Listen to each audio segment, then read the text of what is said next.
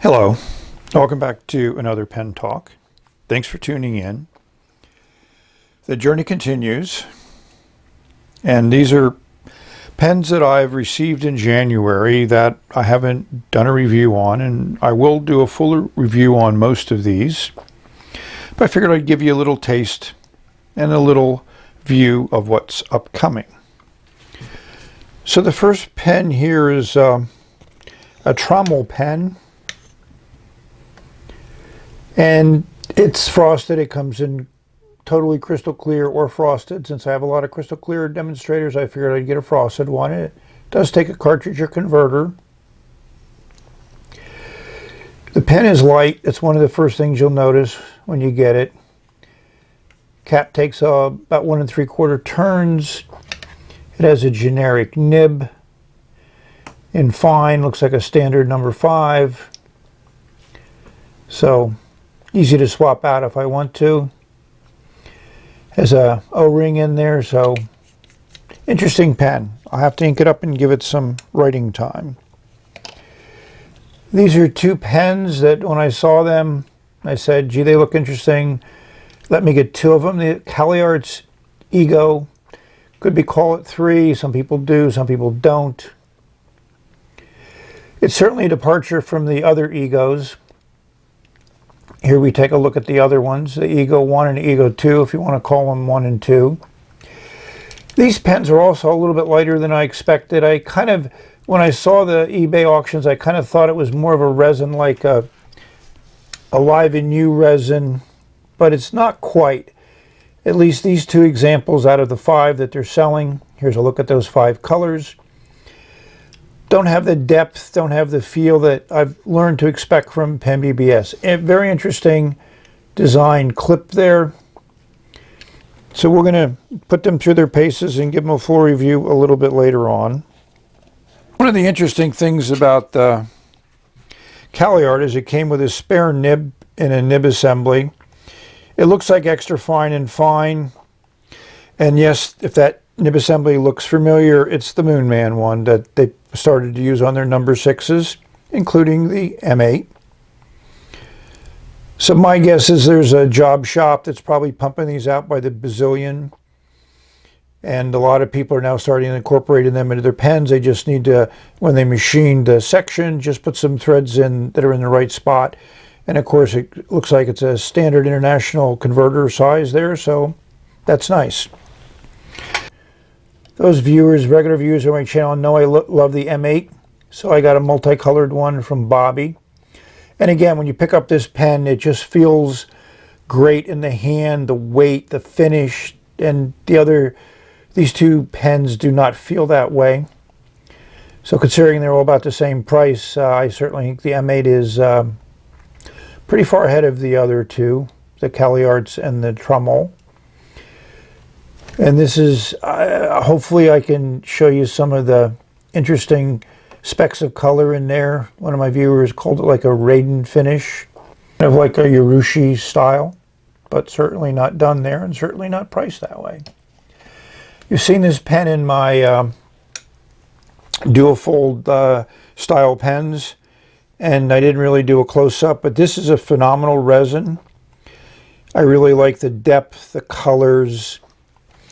And I also have a gold one of these coming in, so when I have all 3 M8s, I'll do a little bit more in-depth and show you all 3. And I just had to get this one. Here's the eBay auction. They said it was a special edition. You know, it's that draw filler. And as you notice, it has a jewel on the top. And the Vacuumatic has just a plain metal jewel, or just a plain metal cap there. So just to put things in perspective. One of my viewers asked about that. Doing, like I said, a little bit more in-depth, probably not on the 601 because you've seen a lot of those and there's nothing new except for the color, which you've now seen. M600, same situation. The M8, when I get the other gold one in, we'll definitely do all 3 of those together. The Caliarts, like I said, I need to spend more time with them along with the Trommel. Keep your eyes open for those upcoming videos. Besides looking at pens that I've received, let's look at pens that I've ordered. Let's start with one that's been fairly controversial, the Moonman 800. kind of looks similar to an Italian pen that's recently been on the market. Well, been on the market for over a year. But I bought one because I wanted to see what it was like. It's a little bit on the expensive side, but we'll see how it works. The other one that people have asked a lot about is the Moonman T1, the piston filler with the aluminum ends. Yes, I ordered one on Etsy from Easy Buy, but that seems to be stuck in China for over a month. So then I went to my favorite supplier, Bobby, and ordered one from him, and hopefully that'll be here in another week. The other pen that people have been interested in, well, one of the many pens that people have been interested in, PenBBS 500, which had interesting piston filling mechanism that PenBBS has put into a pen. Seen a lot of videos on it, so I'm very eager to try my hand at how I can fill it. Then I had to get a knife, and 84 Batik is a finish or an acrylic that I've not seen on a pen. So I figured I'd get one of those, and to fill out the order, because you're going to pay shipping on one or many. I got a $4.91 in vermouth because it was fairly inexpensive, and I don't have a $4.91 in vermouth. Now let's talk about a pen that also has gotten a lot of buzz, but hard to find, is the PenBBS 492, which is the magnetic filler. You have to go to Tabu, and I understand you need an agent to buy on there. At least that's what people recommend if you're in the United States. So I found this one called Tabu Focus. And I see Long 37 PenBBS, who's, as far as I know, is the gentleman who runs PenBBS and sells direct. So I ordered a 492. It was a fairly simple process. I was able to pay for it with PayPal, and here's the order.